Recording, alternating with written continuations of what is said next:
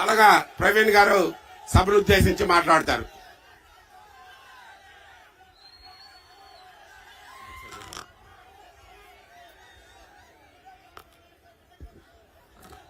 ఈరోజు శంకరావం కార్యక్రమంలో భాగంగా తెలుగుదేశం పార్టీ జాతీయ ప్రధాన కార్యదర్శి అయినటువంటి యువ నాయకులు నారా లోకేష్ గారికి నర్సన్నపేట నియోజకవర్గ జనసేన పార్టీ తరపున సాదర స్వాగతం పలుకుతా ఉన్నాం.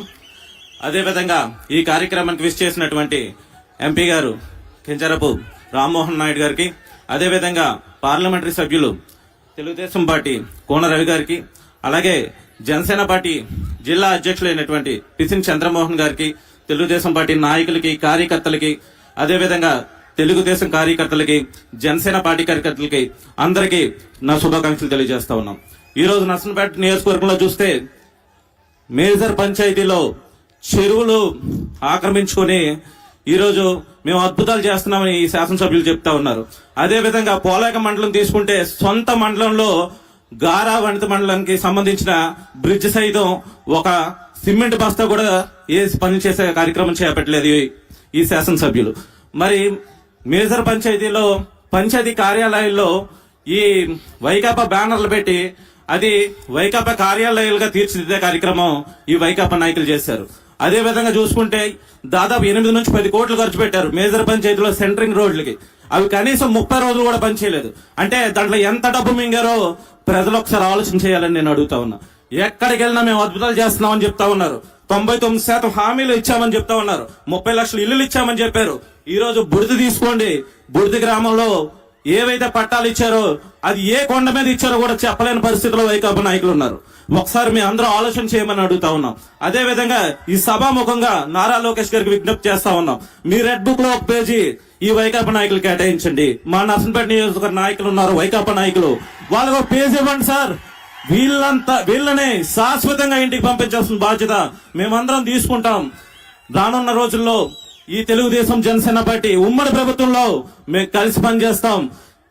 ఈ నర్సన్నపేట నియోజకవర్గంలో ఉమ్మడి అభ్యర్థిగా మీరు నియమించిన వ్యక్తిని మేము గెలుపు ఎట్టి పరిస్థితుల్లో కూడా ఎవరు ఆపే పరిస్థితి లేదు. కానీ మీరు ఒక్కటి గుర్తు పెట్టుకోండి, ఇది 2 పార్టీల సమన్వయంతో మనం పనిచేసే తీరు మీద ఉంది. దయచేసి మీరు ఆలోచన చేయండి. చిన్నపాటి పొరపాట్లు ఏం జరిగినా కూడా అవి మనం అర్థం చేసుకుని ముందుకెళ్దాం. ఎక్కడ కూడా ఈ ప్రభుత్వాన్ని మరొకసారి వచ్చే అవకాశం ఎక్కడ కూడా మనం ఇవ్వకూడదని ఈ సందర్భాన్ని తెలియజేస్తా ఉన్నాను. అదే విధంగా పోలేక మండలం మత్స్యకార సమస్యలు ఉన్నాయి. ఒక్క రోజు ఈ శాసనసభలు వెళ్ళి మీకేం సమస్యలు ఉన్నాయని తెలుసుకునే ప్రయత్నం చేయలేదు. కనీసం మీరు నిధులు కేటాయించలేదు. కానీ కనీసం ఒక్క రోజైనా వెళ్ళి మీరు సమస్యలు తెలుసుకున్నారా? వాళ్ళకి అడిగారా? మీరు ఇస్తామన్న డీజిల్ సబ్సిడీలో కూడా బంకుల దగ్గర అన్యాయంగా డబ్బులు వసూలు చేస్తా ఉన్నారు. వాళ్ళకి సమయానికి డీజిల్ ఇచ్చే పరిస్థితి లేదు. మరబోట్లు గాని వలలు గాని గత ప్రభుత్వం తెలుగుదేశం ప్రభుత్వంలో ఇచ్చే పరిస్థితి ఉంది. ఈ రోజు అది జరిగిందా అని నేను అడుగుతా ఉన్నాను. అదే విధంగా 4 మండలాల్లో కూడా ఈ రోజుకి చనిపోతే శ్మశానాలు లేవు తీసుకుని దహనపరచడానికి. దాని మీద ఏమైనా మీకు దృష్టి ఉందా? మీరు ఆలోచన చేశారని స్థానిక శాసనసభ్యులకు అడుగుతా ఉన్నా. అదే విధంగా చూసుకుంటే కాంట్రాక్ట్ ఉద్యోగులు పెద్ద ఎత్తున ఆలోచిస్తున్నారు. లోకేష్ అన్న గారు, మీరు దీని మీద ఒకసారి దృష్టి సారించాల్సిన అవసరం ఉంది. మన ప్రభుత్వంలో ఖచ్చితంగా కాంట్రాక్ట్ ఉద్యోగుల పక్షాన మనం నిలబడాల్సిన అవసరం ఉంది. అదే విధంగా జిల్లాకు చెందిన సీనియర్ నాయకులు అంటా ఉన్నారు, అన్ని రాష్ట్రాలు 28 రాష్ట్రాల్లో ధరలు పెరిగాయి, ఇక్కడేంటి కొత్తగా పెరిగితే తప్పేంటని అడుగుతా. నేను అతనికి అడుగుతా ఉన్నా ఇదే సభాముఖంగా, 28 రాష్ట్రాల్లో ఇలాంటి దాష్టికాలు ఉన్నాయా? ఇంత దౌర్జన్యం ఉందా? మరి మీరు దానికోసం ఎందుకు మాట్లాడట్లేదు? అది ఒక్కసారి ఆలోచన చేయమని అడుగుతా ఉన్నా. ప్రజలందరికీ విజ్ఞప్తి చేస్తా ఉన్నా, మరొక అవకాశం ఎట్టి పరిస్థితుల్లో కూడా ఈ వైకాపా ప్రభుత్వానికి ఇవ్వద్దు. ఖచ్చితంగా తెలుగుదేశం జనసేన పార్టీ ప్రభుత్వాన్ని స్థాపిద్దాం.